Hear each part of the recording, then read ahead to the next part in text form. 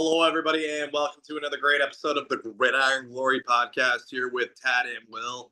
We're here to talk to you about all 32 teams in the NFL all season long. Happy New Year to everybody out there. This is 2025, the month of January. Post holidays, we are now really getting into it. So, Dolphins win 20-3 in a Week 17 matchup between them and the Cleveland Browns on the road. And Dorian Thompson-Robinson in this game, 24 47, 170 yards, no touchdowns, and one interception. And Tad, I would like to genuinely ask where, Tad, I would like to genuinely ask you, yes, where would you rank Dorian Thompson-Robinson amongst backup quarterbacks in the league? Are we calling him a backup? Is he a third string? I don't even know what he is at this point. But at this rate, he's whatever his role is, he ranks fairly poorly in that role. He's not been good. He's a career player. Tell him how you feel, Tad. Tell him how you feel. I mean, no offense to Mr. Thompson-Robinson, but from a neutral, unbiased perspective, he is just not been a player that's conducive to winning. I've known Tad for years, and I love his honesty. I always have. And then you got the opposing quarterback, Tyler Huntley, 22 of 26, 225 yards, a touchdown, no interceptions, sacked 4 times. You got to improve there on the offensive line just a little bit. But, look, this is a Cleveland team that's not very good. I mean, can we talk just briefly, really quick, about the Cleveland Browns just for a brief moment? Browns fans, you might actually really want to hear this, but you had a way more competitive season last year. This is a franchise that, you traded away Baker Mayfield for one, and now look at what Baker's doing in Tampa. And then, you're going back to basically what's the same situation that you had dealt with the past 3 decades before Baker.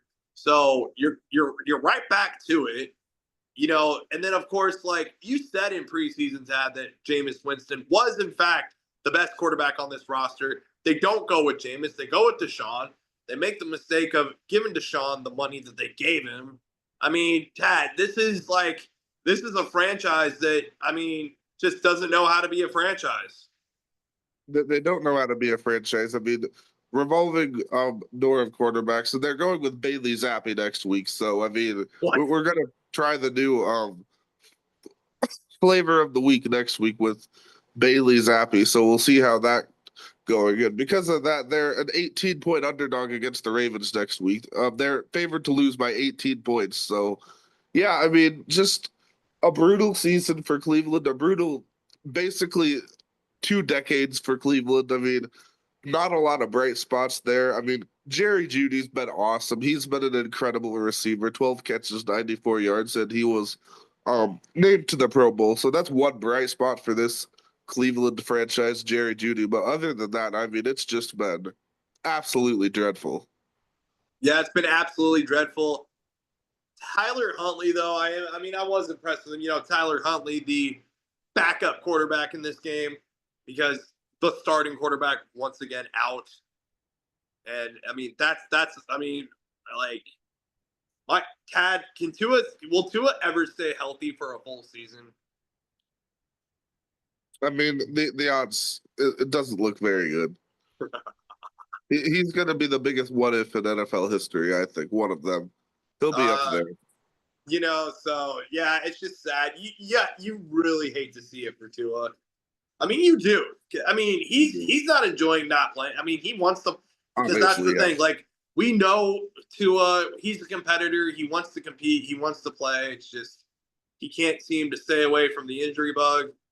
Hey, Tad, but nonetheless, with the backup quarterback, Tyreek Hill, 9 catches, 105 yards. That's insane. Malik Washington, Jonnu Smith, 3 catches, 26 yards and a touchdown. Yeah, Tad, really quick, I would like to genuinely ask you, where would you rank Jonnu Smith amongst the receivers in the AFC? Yeah, Jonnu Smith, the tight end, he's had amongst tight ends, yes. Yeah, he's had quite the run. He's having a career year. And he's just, I mean, great to see him doing what he does. I mean, at this stage of his career, yeah, just very exciting to see out of Mr. John Smith. Just goes out there, competes. He won that one of those last games where he caught the game-winning touchdown in overtime. So he's a big part of the reason the Dolphins' playoff hopes are still alive. Oh yeah, without a question or doubt about it. So, um, Tyler Huntley, yeah, fumble loss. Um, yeah, hated to see that for that fumble though. You got to hang on to the ball. But the Dolphins defense had, yeah, specifically Tad. Tad, please, I really want to know your answer on Tad. I'm begging to know the answer on this one. Yeah, this man that I'm about to bring up, he got six solo tackles, six total tackles, four solo. He even had a pass deflection. Yeah, Tad. Really quick, I just want to genuinely and humbly and sincerely ask you, where would you rank Storm Duck amongst defensive rookies in the league? The rookie out of Louisville. I mean, yeah, he set his career high in tackles in this game with his 6 tackles.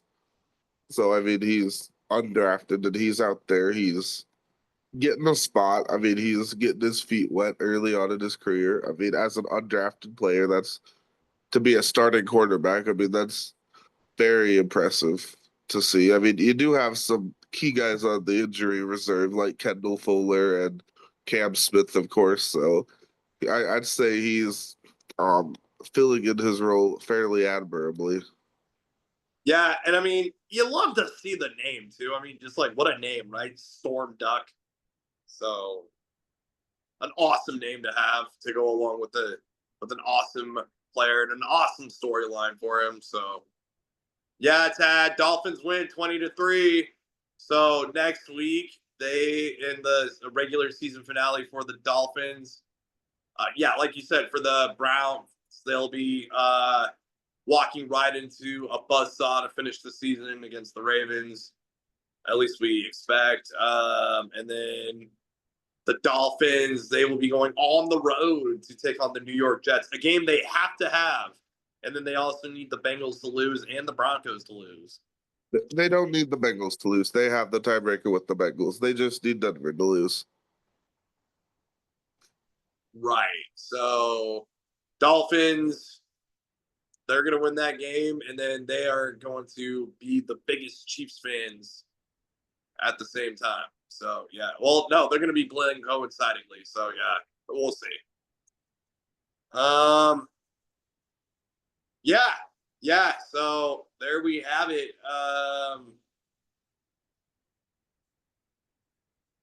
Yeah, Dolphins win 20-3. Be sure to like, subscribe, and follow. This is January football on the Gridiron Glory.